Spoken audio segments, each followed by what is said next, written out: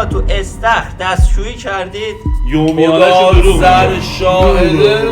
من نگفتم منم چون نگاه کنم میزنم آیه شاید یه جایی رفتم تو صف وای نستادم.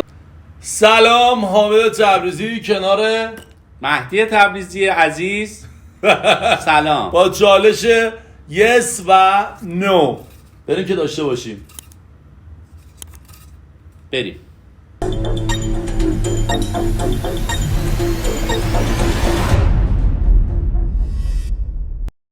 سلام بر برادران تبریزی، در خدمت شما هستیم. اینجا میخوایم یه سری سوالا ازتون بپرسیم که اگر انجام دادید خدایی بگی داره، خدایی بگی داره، خدایی انصافا. اگر انجام ندادید بگید نه، خدایی بگیم نه، خدایی بگید، خدایی میگیم نه، خدایی. و اصلا هم دیگه جرزنی و اینا نداریم دیگه، چون مجازات هم نداره. خیلی سوال است، بریم چه داشته باشیم.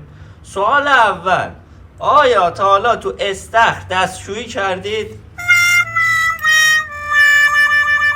توضیح بدید کی بوده، کجا بوده. هر موقع که استخر رفتیم بوده. چون گفتن خدایی، من همین تازگی که اصلا تو سونا جکوزی چیز بودم، باشگاه بودم، هم چیش کردم دیگه اونجا 1 متر حداقل اونو رحم می‌کرد. به حد کافی دیگه کثیف هستش دیگه، داخلش هم زیش کنید. من راجع به صورتم بهتون بگم. من چی مدلین کردم، مزوتراپی. نه با مزوتراپی نیست آقا، یه صورتمو لایه برداری کردم، زخم شد و کرم زدم که مرطوب نگهش دارم که فرست بشه. فرست پایین. بریم سوال بعدی. آیا تا حالا تو خوراکی کسی توف کردی؟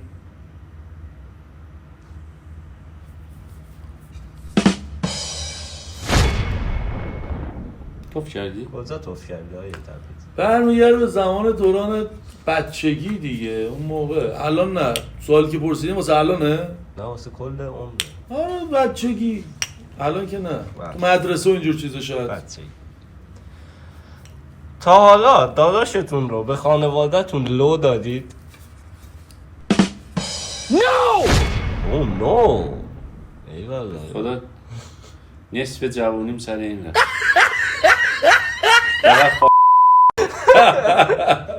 نه قرار پشت دیگه ندیم که زشته ای بوق میذاره. یه دونه بوق بزن، یه زب دارم بذار تو دهن من. آقا یکشو میشه توضیح بدی، تعریف کنی؟ توضیح نیست، کارای منم توضیح نیست. ولی خیلی لو میداد. ولی آقا مهدی هم خیلی لو میده. حالا من دیگه نه بخوام به والله خدا سر شاهده زیاد. آره هیچ چیزی رو هر روز آمار میده. آقا تا حالا در مکان عمومی باد معده خود را به در کردید؟ خدا راه داده بادی داده زیاد. ولی یه کاری میکنیم که صداش در نیاد. بریم سوال بعد. آیا تا حالا از کسی چیزی پیچوندید که دیگه بهش ندید؟ نو! ماشاءالله. ایوه. تا به حال به داداشت دروغ گفتی؟ نو. چی گفتی؟ دروغ چی بود؟ دروغ گفتیم نیاره. من تا حالا دروغ نگفتم. من هر چی بوده گفتم، ولی من خیلی چیزا رو پنهان میکرد. و از چیزی که یومیانش مثلا من میخوام بگم صبحونه خوردی جلو خودم میبینم نخوردم یاره خوردم. یومیانش دروغ. سر شاهده، خدا سر شاهده، یعنی دروغ گوتر از مهدی من ندیدم. خدا شر شاهده، منم از این دروغ گوتر ندیدم. من کی به تو دروغ گفتم؟ تو بگو من 100 تا دعوامون میشه الان. تو بگو منم 100 تاشو بگم. من بگم تو 100 تاشو بگی؟ زشته. بقیه‌ای که بهشون دروغ گفتیم نه بگو بعدن حالا پشت. نه بگو من بگم. خیلی اینقدر زیاد آدم. چون من گفتم نه، ایشون گفت یس، به خاطر فرست تایم فرست. نه فرست.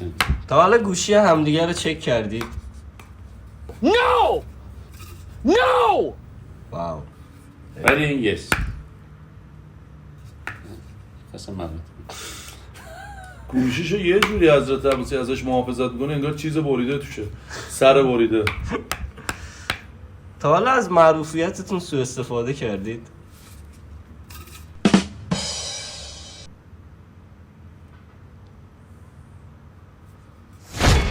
نکن. سوء استفاده آخه آقا مردم سوء استفاده آره دیگه، مثلا سوء استفاده من نگیرم ولی مردم یه محبتی داشتن، شاید یه جایی رفتم تو صف وای نایستادم به خاطر لطف اون شخص و اینا، من نگفتم من بیام جلو فلان. شاید وسیله خریدم پولی از من نگرفتم و اصرار کردم پول بدم نگرفتن. من نمیدونم این سوء استفاده دیگه نمیاد، خودشون محبت دارن. محبت مردم شاملان. تا حالا بچه فامیل رو کتک زدید؟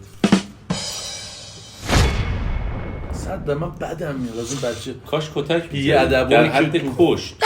مخ میره اصلا من نگاه میکنم اینطوری مامان و باباشو نگاه میکنم یه دونه میزنم فرست تایم لو بک با هم تا حالا تیمی کتک زدید کسی رو؟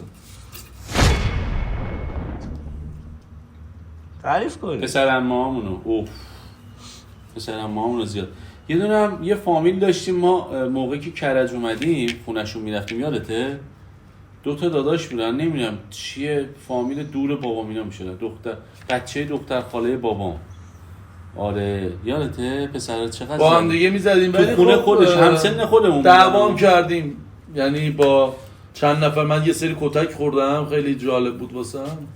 بعد تو پارک بودم یکی منو زد، 12-13 سالم بود، دویدم اومدم به آقا مهدی گفتم، آقا مهدی اومد فرستشون 5 کرد چون 3-4 نفر بودن، من تکی بودم. بعد دی آقا مهدی اومد پشتم گرم شد، کاشکی میشد بهت بگم چقدر صدا تو دوست دارم، چقدر مثل بچگیات سادگیات تو دوست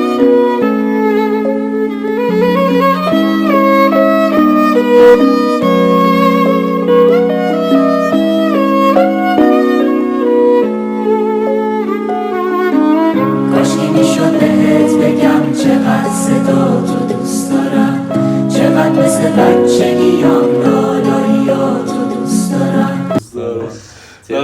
بس دیگه بس. این شعر مادر بود ولی خب اینو ادیت. آره اون بچه فامیل اونو خیلی زدیم. تا حالا پیام، استیکر یا فیلم خاک بر سری اشتباهی برای کسی که رو در وایسی دارید فرستادید؟ من واسه کسی که بود در وایسی دارم یا ندارم میفرستم. اون چیزا تو گوشی چیکار می‌کنی؟ نه اون خاک بر سریه نه. به این اینو یه سو توضیح بدم.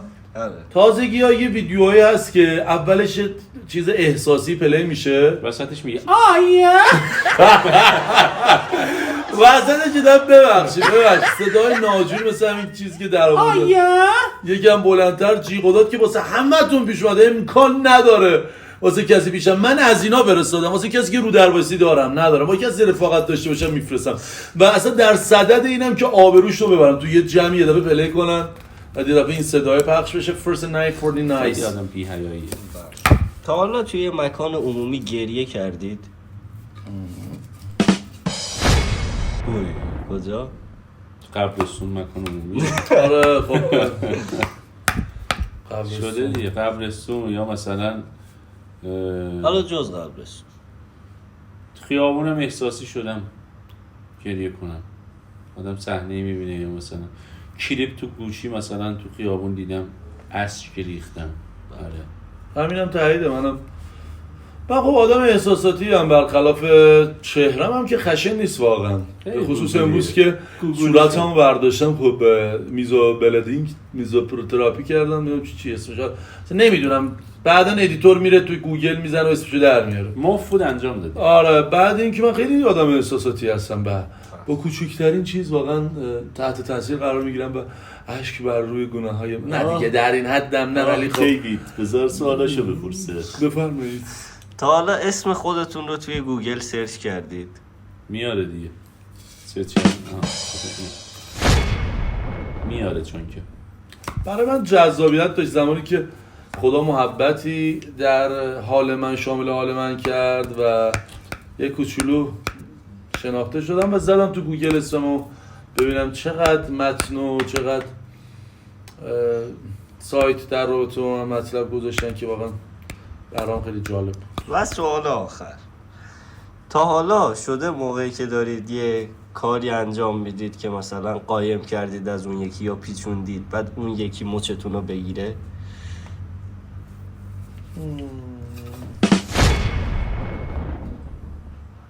آره شده، خیلی شده. مثلا یکیشو بگید. مثلا تولدم دیگه مثلا بوم بوم کنی زوم زوم کنی. نه تولد نه دیگه، تولد یه مثلا یه کار ناشایستی. آقا مهدی میگم همیشه دروغ میگه، من اصلا حرف راست تو دهنش کار نمیگه شایست اصلا بلد نیست. اصلا واقعا من نمیدونم. الان ما رو نمیگه که یکی دیگر هم میتونی مثال بزنی. الان من ترجیح دادم. نمیشه اصلا بریزم شما. نه بریز بیرون. چه کسی رو کلان تا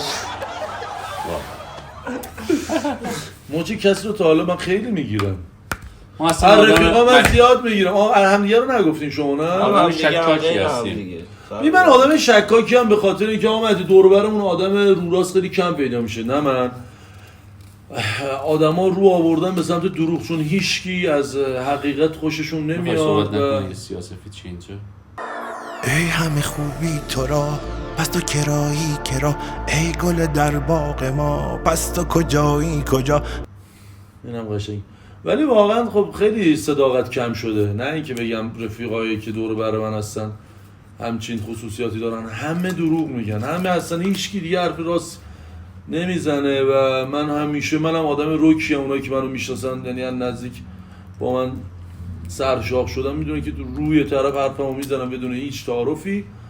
و بدم میاد از دروغ، بدم میاد از پیچوندن. اینکه آقا تو اصلا الان توی فرسلندی بگی من تو شرسپندم. شرسپندم very nice to man. امیدوارم که از این سوال و جواب خوشتون اومده باشه. کنار آقا مهدی تبریزی عزیز که دروغ میگه و هیچ موقع صادق نبوده.